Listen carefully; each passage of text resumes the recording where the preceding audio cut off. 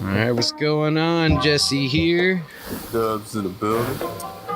How's it going, man? How you doing today? Chilling.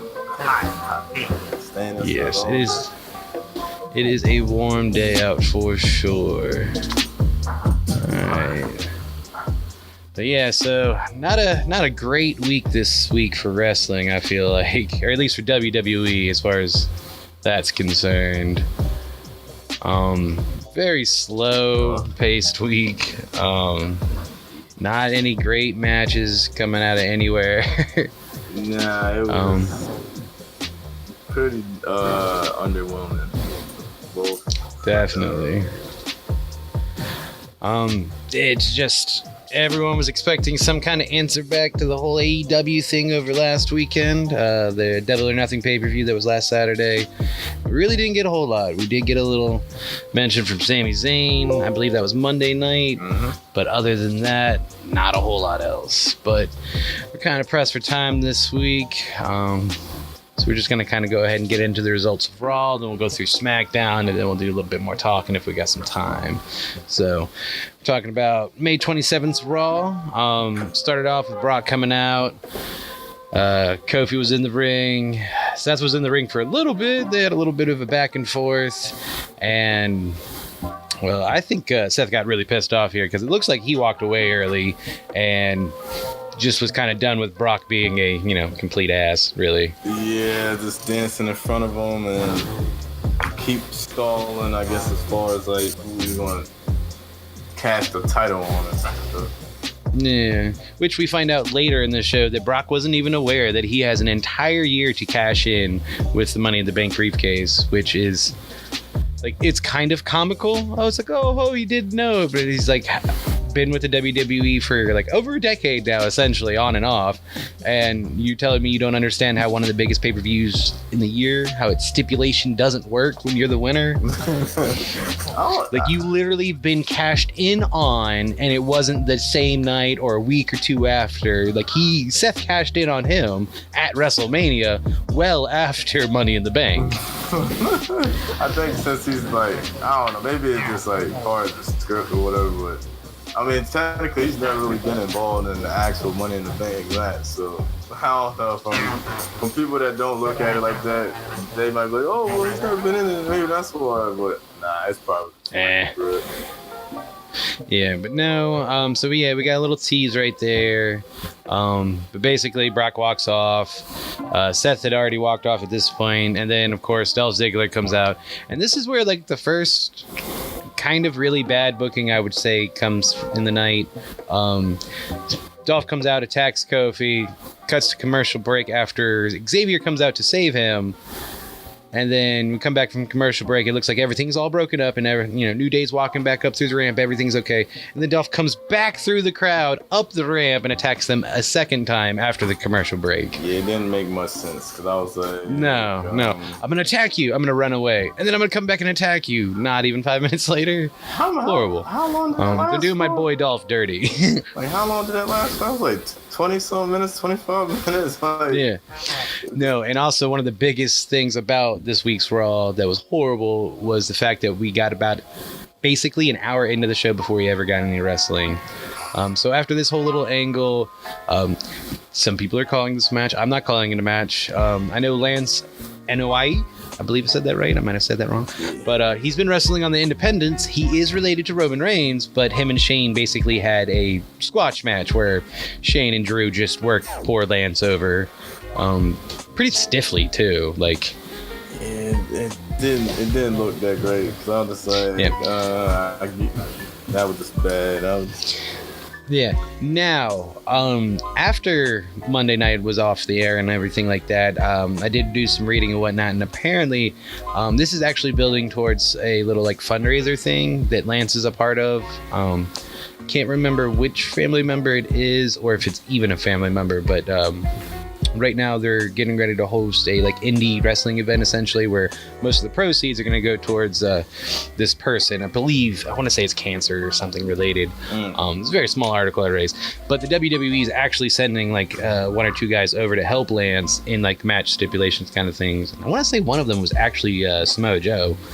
Oh, so like this is a proof thing. So basically they put Lance on TV this week, not necessarily to just beat the crap out of him, which does work towards their horrible booking, but they're also trying to give him a little bit of, free advertising, so to speak, for his little event. Yeah. Because he definitely got a surge in his social media activity after being on TV. Yeah, like he's not the prettiest of the Samoan dynasty, but he got a little bit of a rub from being on Monday Night Raw, even though this segment was absolutely horrible. After that, we did, like I said, that's when Brock and Seth came back out, and Brock realized that he had an entire year to cash in, which is better. The whole them announcing that he was going to cash in this week, or announce at least who he was going to cash in on. Stupid. Everyone wants to see that come out of nowhere, essentially. Like, we want to be surprised by the cash in, which they've really failed on in the last 2 years. I mean, wasn't it John Cena? He announced when he was gonna cash in his money in the bank. I forgot what year it was, but he was gonna cash on somebody. He had told him oh, I'm not gonna beat you while you down. So I'm gonna wait till the pay-per-view and I'm gonna fight you like a man. Something like that. But yeah, it was just terrible.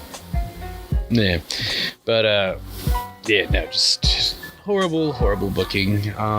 Actually, come to find out, apparently, and this might have been due to the size of the signs, but there's a bunch of signs which said Triple H, save us. Or I think the sign actually said "Save Us, Triple H" on it, and there was another one for AEW and whatnot. There's conflicting reports about whether or not they were confiscated or, just, it's because it's an indie thing. It's the people behind them couldn't see. But they're very well aware that people are pissed about the booking at this point. So we'll be interested to see how they blame Baron Corbin for all this. I know, right? Yeah, it was just terrible execution. Yeah. After that, we had the Iconics versus Becky Lynch and Nikki Cross again. It's good.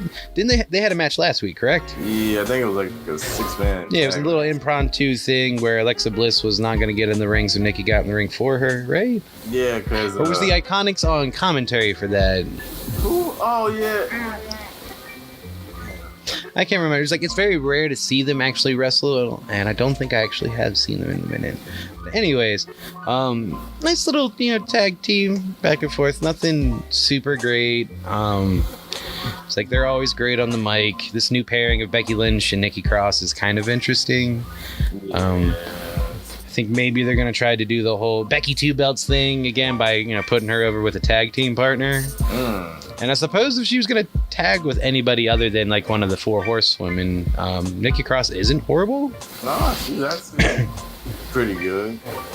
Yeah, and by doing this, I feel like maybe they could, Nikki would get a little rub from hanging out with Becky, and eventually down the line when they tear apart this tag team, they, maybe she would be a credible threat for the championship, a nice little heel psycho kind of thing going after her. Yeah, different challenges. They always need different challenges. Can't be the same people they fight all the time. Yeah, and that, I believe, was actually the first real wrestling match of the night. Almost an hour in, essentially. I bet, yeah. After that, we had Cesaro versus Ricochet, which was probably the best match of the night. Both of these gentlemen are great. Just phenomenal athletes, flipping, slamming, everything. Ricochet definitely... If he didn't show himself great last week, he definitely was great this week. And Cesaro was just phenomenal himself. So there's the only downside of this is I like Ricochet getting a win over Cesaro, but it is 50-50 booking. So it's he lost last week, he wins this week. All right, so now they're gonna have a rubber match next week, which is cool. I do want to see this pairing again. And somebody on Twitter had gone back through and actually pieced together, because these guys actually had a really good match about 10 years ago before either one of them were, in the WWE, obviously. And there's 2 or 3 spots they actually replicated from that match. You remember that It's kind of like that weird, like, he got on his shoulders and did like a Hurricane Rana / Frankensteiner to him standing, but after being like flipped around forward kind of deal. Yeah, I remember that. Yeah, it was like, that's something they did years ago, and like the crowd popped for it. So it was kind of cool to see that, you know, them carry on from the indie stuff that they used to do. Yeah, that was pretty dope. That was a great move. I didn't expect them to do that. I was like, oh, I never seen someone do that. I don't know, maybe old WCW, but that was a pretty nice move. Yeah, but anyways, from the best match of the night on to a pretty crappy match in general. This, at first, I feel like they announced that it was just a fatal 4-way, and then somewhere in like a graphic, it said it was a fatal 4-way elimination match. But then the commentators never really put over whether or not it was one or the other, and then at one point they were confused whether or not it was one or the other. And what is it? Corbin wins. It's like, don't want to see him versus Seth, but there was a lot of rumble in the last couple months from Dave Meltzer that Corbin sometime this year was going to be getting an opportunity at the Universal title. So looks like Uncle Dave was right. Yeah, because they put on like on the WWE's Facebook page or Instagram page, they had like, what would you think if Corbin was WWE champ? And I was just like, are you hinting at I think I'd unsubscribe from the WWE network. This man needs a gimmick change, and he needs to stop doing what he's doing, and they need to stop booking him the way he's being booked. I mean, there's being a heel, and there's just being shit. Well, just think about, anyways, just think about like how it was with the Miz. Ain't nobody Miz get over it's it. true, but at the same time, they don't have the competition coming at them like they did back when the Miz's heel work was like not as great as it is now. And now we have a babyface Miz, so we're not even getting the best version of Miz at the moment. Yeah. Anyways, after that, I believe it was the Firefly Funhouse. Yeah. Yeah. That's... Now, I was, like I said, when we do our little live stream when we're doing this stuff, I can't hear the commentary, and I did not go back and watch this week's Firefly Funhouse. But I mean, it looked creepy, looked good. He did his little spider walk thing that he does every now and then. It'd been a while since we'd seen that creepy crap. Yeah, it wasn't too bad. He was just talking about, I guess the fans need to lift him in, and just talking about little different things during the segment. Yeah, repeating his buzzwords, his key catchphrases and whatnot, just to try to, you know, keep hyping for that eventual in-ring debut. Oh yeah, I can't wait. I'm not sure who he was still coming and feud with, but hopefully it's very soon. All right, and then I believe it was the last match of Raw was Sami Zayn versus Seth Rollins. Yep. And I thought this was a lackluster match. Both of these guys can wrestle far better than they did. I don't know if one of them's, you know, nursing an injury of some sort or not, but this was full of rest holds and just not very well paced. Very clunky. And there's several times where it looked like either one of them went to go try to, you know, do a move to the other, but the other one was trying to do something as well, so just kept butting horns, and it just kind of looked a little sloppy to me. Yeah. I don't know, maybe both guys, maybe they were tired from over the weekend, maybe they were working some house shows or something. Yeah, maybe like both of these guys, like I said, they're phenomenal athletes, but this week they definitely weren't showing it. It's like maybe Seth was still pissed from the whole opening segment and just the way they're writing things right now. I mean, I'd be pissed too to see my best friend, you know, rising up the way he is over in AEW with just a shock debut so far. Hasn't even had a match and already has the most buzz in the wrestling world surrounding him at the moment. Oh yeah. That he did that little shoot interview podcast thing on Jericho's podcast, Talk is Jericho, and Jericho's already come out, and in the first 10 hours of it being out alone was already his most downloaded podcast ever. So he gets plenty of listens, plenty of plays across all platforms, and for that one in particular, when he has interviewed, you know, Steve Austin and some legends down the road and all that, like, there's a lot of buzz surrounding Moxley. Yeah, Moxley definitely he vented his frustration. He was mad. Yeah, oh yeah, 2 hours long and did not hold back. But he did do a good job of like not necessarily trashing any wrestlers, but more or less just trashing the creative process and the booking of everything so far.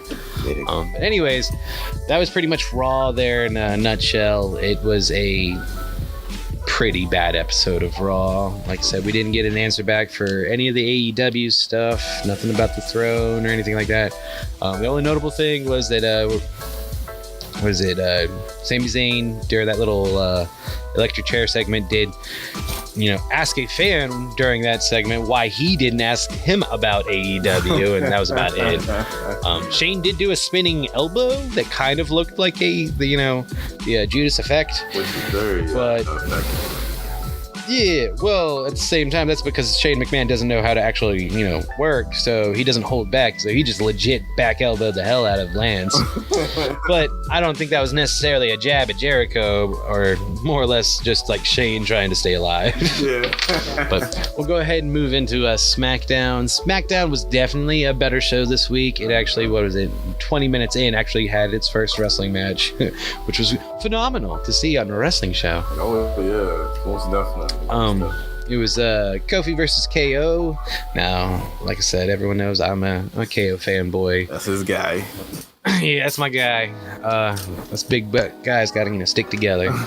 Plus, I love a power bomb. But anyways, Kofi actually took the win here. It was a decent match, back and forth. I still, this week, for whatever reason, Kevin went after his shoes again.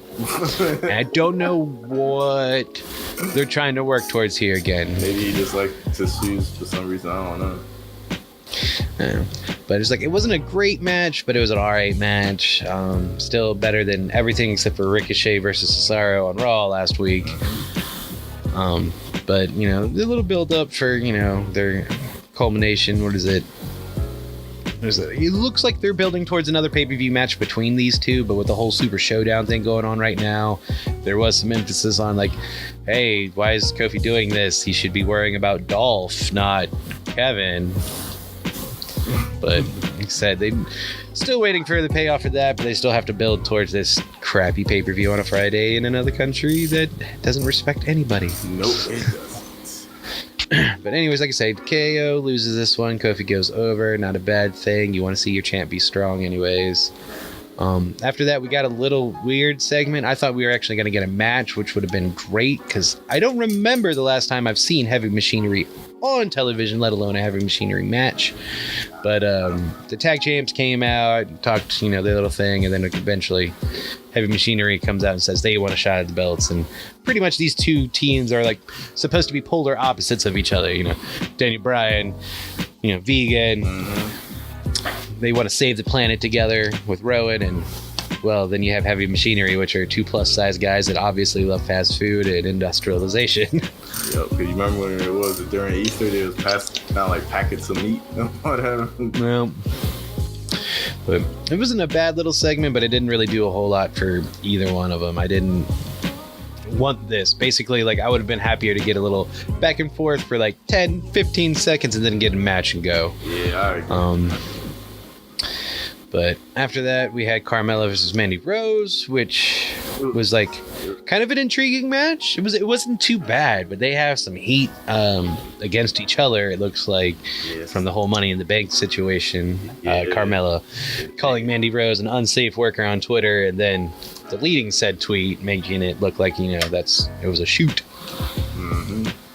It wasn't too bad, 'cause I guess I don't know. Like, I guess as far as like that match and the other women's match on SmackDown, it was better than what they've shown last few weeks. Well, it's like Carmella's looking a little bit better in the ring than she was last year, which is kind of nice to see her continue to grow. Some of those shots to Mandy looked a little stiff, but it's cool. It adds to the drama, adds to the story. Mm-hmm. Really, this whole match was really to hype the whole fact that Mandy Rose was in a magazine over the weekend, the Muscle and Fitness Hers edition or whatever. Yeah, passing it out to everybody, bragging. Yeah, And these girls are going to be feuding for a while, probably, because after SmackDown went off the air, Mandy Rose was quick to share a picture from Instagram that had Corey Graves staring at her magazine article with big old googly eyes, and tagged Carmella in it. It's like, hey, you should be watching out for Corey. It's like, oh,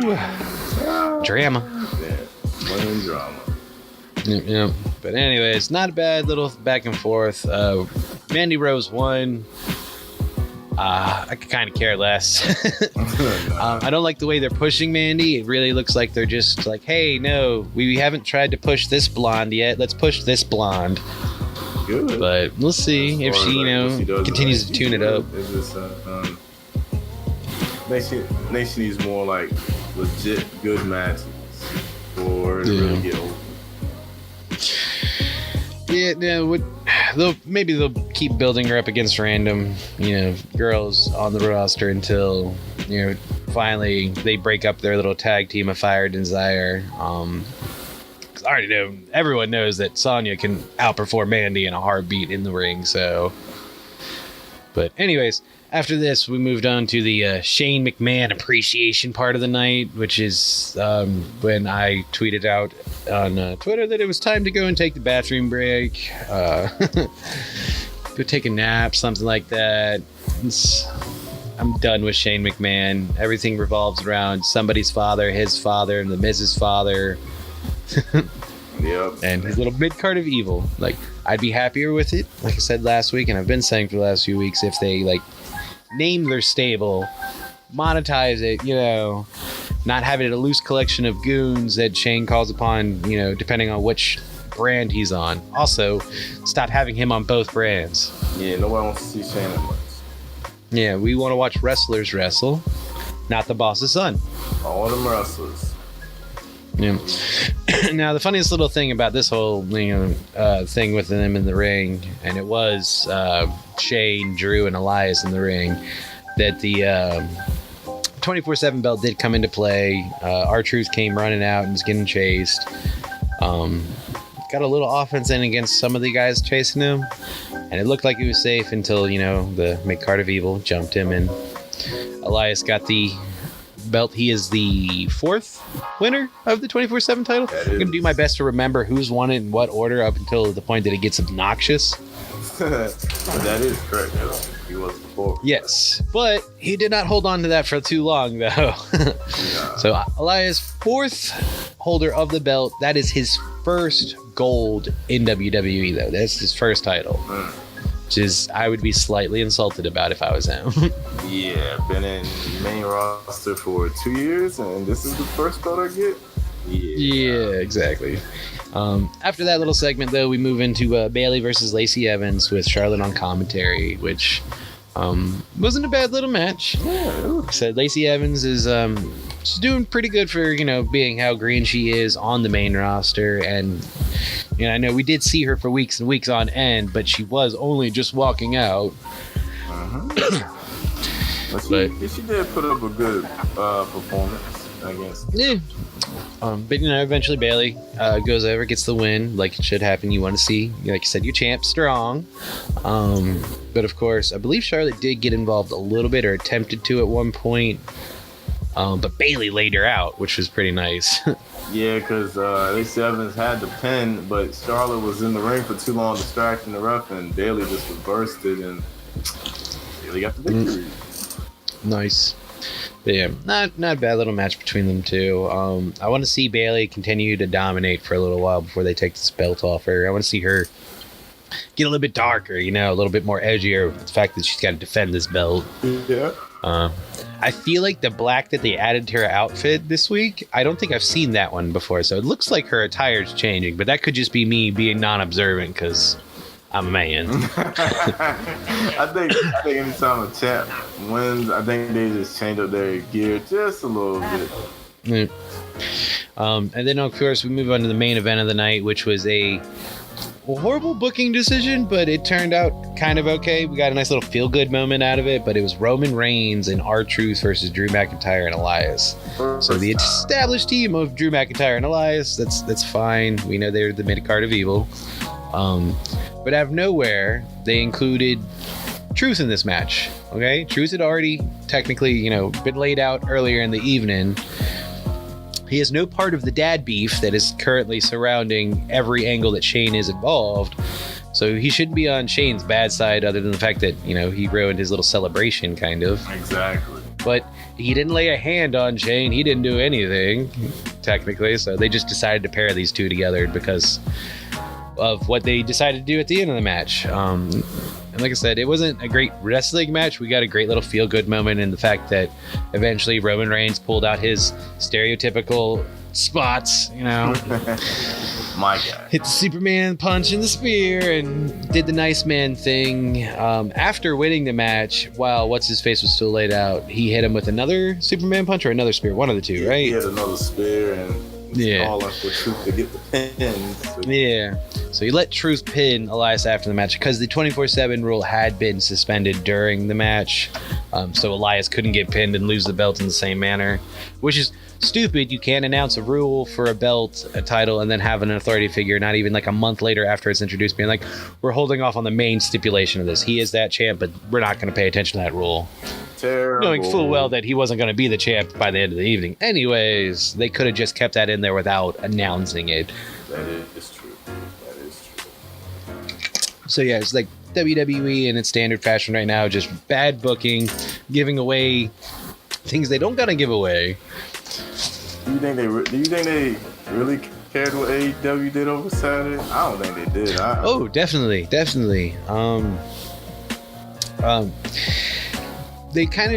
They're trying to put off that whole thing where it's like, no, they're putting on a different product. We're sports entertainment. We make movies, we make moments, and they're pro wrestling over there. They're actually wrestling. We don't have wrestlers. We have entertainers.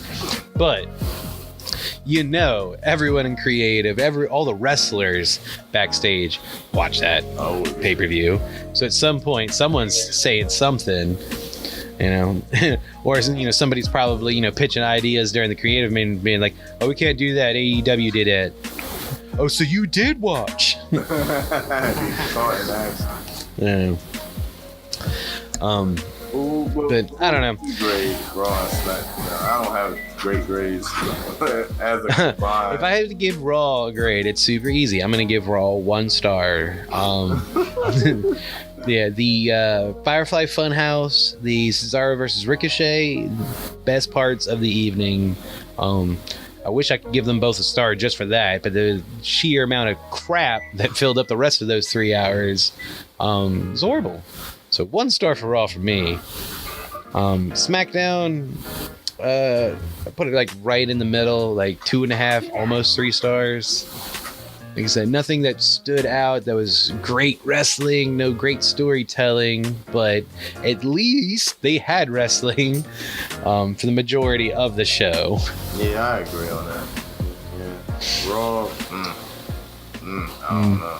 I guess that'll be a little nice. I give them a 2. 2 stars. Ain't really much of a difference from 1 to 2. And then SmackDown, well, put it this way: it's like if I could give Raw 0 stars, I'd give it 0 stars. But that's fucked up. At least people showed up to work. I know, right? I just feel bad for the people that just in attendance and actually were watching. Yeah, maybe at some point we'll solidify a nice little rating systems that we'll use within our WrestleGoons community.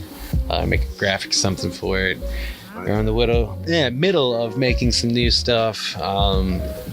Really, we're just trying to work in the weekly content that we do. We have a couple video ideas, and we're just kind of sorting out some production issues, essentially. But stay tuned. I'm gonna keep growing, keep doing our thing, keep bringing you the wrestling news and our opinion on whether you want it or not. I know, right? If you missed it, we're just recapping, making sure you catch up on your show. Just in case if you were too hungover from AEW and stuff, you just like, let me see what they talking about. What happened on Raw and stuff. Yep. Normally this podcast would have been out yesterday. We do try to shoot toward do this stuff on Wednesday, so the day after SmackDown. But we're doing this all on the side. We still have lives and jobs to get to, so we're working this in. But we appreciate anybody that sits in here, listens to us, tunes in, hangs out with us for a moment. We appreciate you.